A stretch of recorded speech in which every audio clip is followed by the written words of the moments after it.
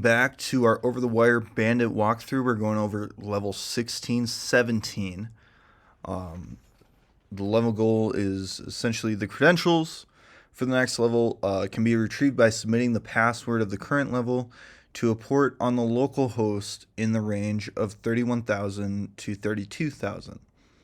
First, find out which of these ports has a server listening on them. Then find out which of those speak SSL and which don't. There's only one server that will give the next credentials. The others will simply send back to whatever you sent to it, right? So essentially they'll just echo it back. So as always, we need to open this up, SSH, bandit 16 at bandit.labs.overthewire.org, tag P on port 2220, and then we'll go back, copy that password that we've saved so far, and we're in. There we go. So now that we've set that up, essentially we need to see what's on that port range between 31,000 to 32,000. All right, so we're going to use Nmap to do that. So Nmap, we don't need to specify what we're going to use. It'll just default to TCP, but we're just going to type localhost. And then now we can specify ports here. So tag P port 31,000 to 32,000. All right, and we'll click enter. So now it's going to go through, scan all of those, and now we're in a different kind of state, right? We need to figure out what exactly we're going to use on this. So one of the ways that I typically consider doing this is you can use different ways using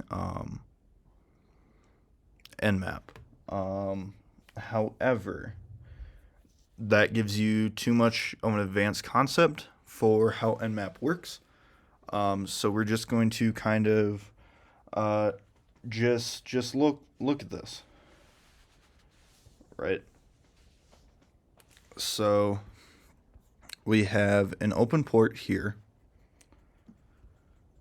We have a filtered port here, and typically what the filtered port, if it does come up as a filtered port, is that there's a firewall, essentially filtering out the different the different traffic that goes through it. We also have 31961, which is open, 31790, which is also open, and 31960. Okay, so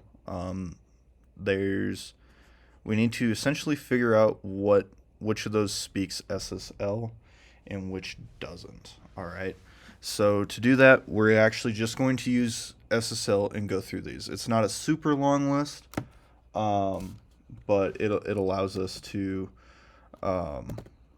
figure out which one is going to speak OpenSSL, right? So we're going to use OpenSSL s_client connect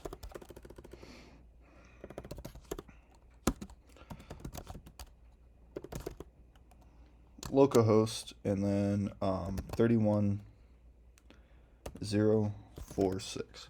All right, that's that first one. So enter that.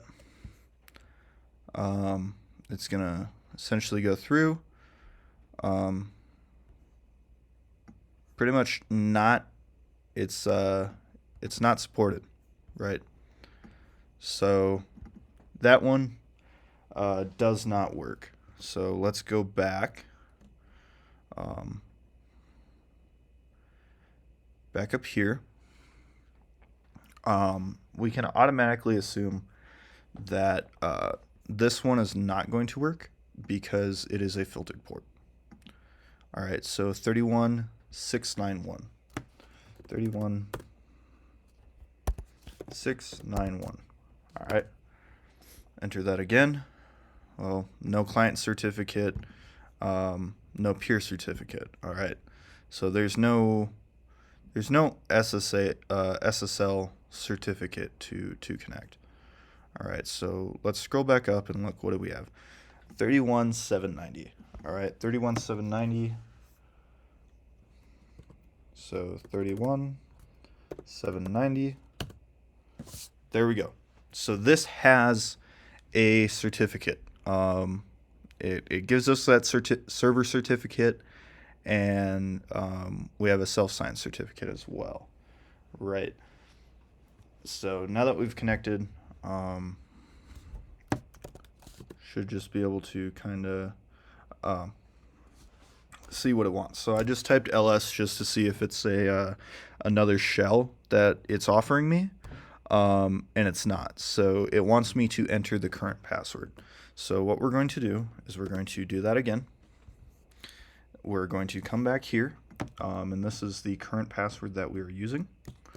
So Control C and Control V. All right, so we have that. It gives us that private key, which is what we want. So we entered the password. Oops, we entered the password here. That's the correct password, and now it gives us this key. So what I want y'all to do is essentially you're going to copy this, this whole thing, so that we can actually input that in there, right? So now we need to make a directory in the TMP folder, and we're just going to put I don't know, Bandit. I'll do 77 because that was my high school football number, right? So essentially, we make that directory, right? And then we need to actually go to that directory. So cd tmp bandit 77. All right, so now we're in here. It's an empty folder. There's nothing in there. Now we need to actually write what we just put in there. So we're going to use some sort of text editor. I prefer Vim. However, for simplistic sake, we are going to use Nano. So Nano, and then because we're going to write that SSH private key in there, it's just going to be SSH key.private. All right.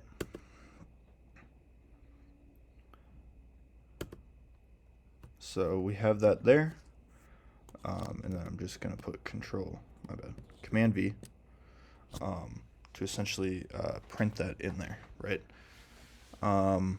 So now that I've written that in there, we can see that the private key is in here. We're going to do Control X. Do we want to save our modifications? We're going to put Y, and then click Enter. So now inside here we have that SSH private key. So we also need to, with private keys, make them essentially read-only for the owner, right? So ch mod for change modifications, and then we're going to use the code 400. 400 essentially allows us just to be read-only for this file, and then we put the SSH key dot private in there. And then if we look, ls tac hal, we can see that this is only readable for anybody, right?